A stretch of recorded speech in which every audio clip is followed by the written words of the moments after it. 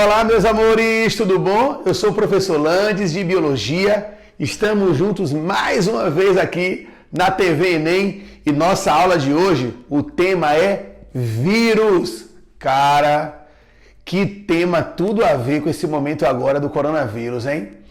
Seres tão microscópicos, tão minúsculos, capazes de entrar numa célula e dominar a célula de tal forma que a célula vira uma escrava do comando genético viral. É isso que o vírus é. Uma estrutura biológica pequena que consegue levar uma informação genética precisa.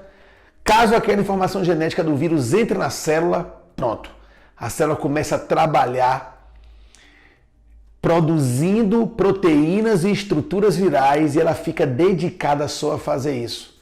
Por isso que o vírus é um parasita e intracelular. Só atua dentro da célula. E a célula vira uma verdadeira escrava funcional do vírus. E o papel dela vai ser o quê? Fabricar novos vírus que vão sair, matam a célula e invadem novas células e assim vai. Então hoje nessa aula a gente vai entender quais são os princípios biológicos que fazem do vírus um parasita tão eficiente e como é que as células sofrem o ataque desses vírus, tá? Então vamos nessa. Vamos começar o conteúdo agora. Primeira coisa vai ser eu te falar sobre as características básicas de um vírus, dessa entidade biológica. Todo vírus ele tem uma capa proteica e essa capa proteica a gente chama de capsídeo. E dentro dessa capinha proteica tem lá dentro um material genético, que pode ser RNA ou DNA. Então existem vírus que têm DNA e vírus que possuem RNA. Muito bem. É só isso, professor? Uma capa de proteína e um pedacinho de DNA ou de RNA lá dentro? Basicamente sim, só isso. Eles são muito simples. São seres diminutos. E além de serem formados por cápsula, que é o capsídeo, e material genético, o vírus ele tem uma especificidade enorme com a célula hospedeira. Então, basicamente, cada tipo de vírus parasita uma célula em particular. Exemplo, o bacteriófago só parasita bactérias. O H1N1, ele ataca as células da mucosa das vias respiratórias. E aí cada vírus tem uma célula-alvo para ele atacar. Então, a especificidade viral, o capsídeo, que é proteico, o material genético, que é DNA ou RNA, e esse vírus tem uma capacidade de evoluir, porque ele pode sofrer mutações. Claro, se o material genético dele é DNA ou RNA, pode sofrer mutações, e ele pode se reinventar, criar novas características, que seriam alguns elementos novos, componentes desse capsídeo, e ele pode, portanto, formar genes com algumas variações que deixam ele mais eficiente na hora de parasitar. Outra característica importantíssima dos vírus está relacionada ao fato dele não ser uma célula. Isso mesmo, vírus não é célula, vírus é acelular, não é célula. E não possui, não existe nele metabolismo próprio. O vírus não faz fermentação, não faz respiração, não faz fotossíntese, não gasta ATP, ele não tem metabolismo próprio. Por isso existe uma grande discussão temática na biologia. O vírus é ou não é um ser vivo? Na corrente teórica que propõe que o vírus é um ser vivo, qual é a defesa? O que justifica afirmar isso?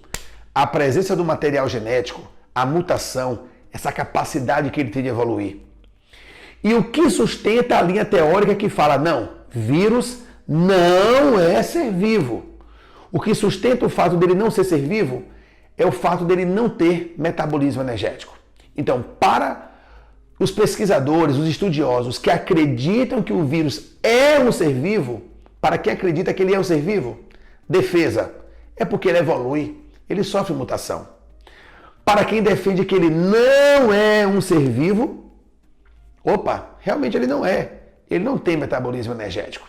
E aí, dependendo da banca que você vai fazer a prova, o editor, quem criou a questão, pode levar uma abordagem ou outra. E eu sei que você tem sensibilidade e sacada suficiente para identificar essa característica e já matar ali se aquela questão entende um vírus como um ser vivo ou não. Só que tem vírus, gente, que além dessa capinha principal que eu te falei, que é o capsídeo proteico, tem vírus que além disso tem outra capa, uma capa lipoproteica. Ela parece a membrana plasmática.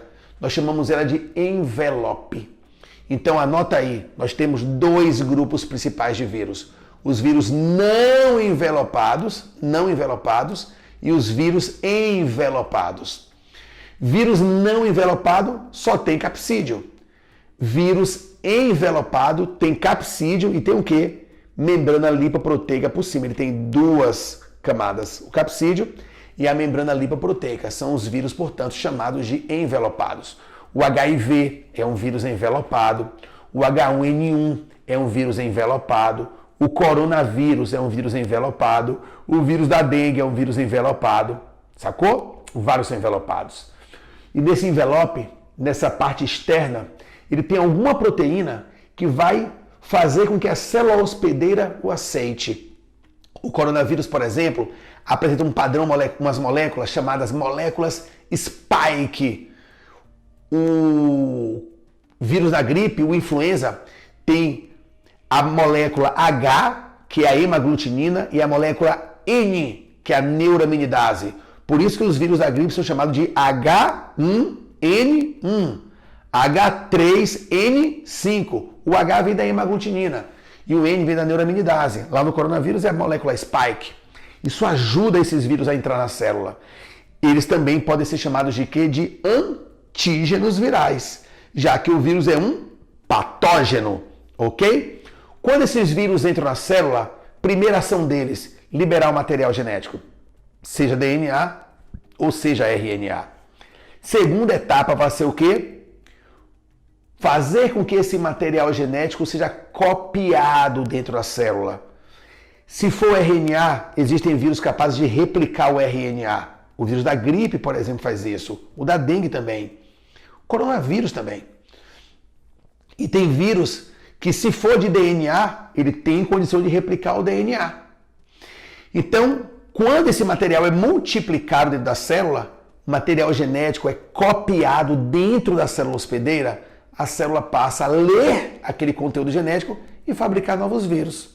O vírus coloca dentro da célula uma receita genética para a célula fabricar mais cópias dele mesmo. Sacou? Então, o vírus de DNA você chama de adenovírus. É o caso do bacteriófago. É um vírus de DNA. Só ataca a bactéria. É um exemplo. Tem vírus que é de RNA. Você chama de RNA vírus. É o caso, por exemplo, do vírus da dengue ou vírus da gripe. E o vírus HIV ganha uma outra classificação. Ele é chamado de retrovírus, porque ele é um vírus de RNA. Porém, esse RNA do HIV, ele é capaz de fabricar DNA. Sim, um RNA capaz de fabricar um DNA. Isso é uma transcrição reversa, realizada por uma enzima chamada transcriptase reversa. Então você chama ele de retrovírus. Somente vírus de RNA com transcriptase reversa pode ser chamado de retrovírus. Entendem? Então, essa é a palhinha que a gente viu hoje sobre os vírus, essas estruturas primitivas, minúsculas, capazes de injetar um material genético e detonar a célula. Valeu? Um beijo para vocês, bom Enem e até a próxima!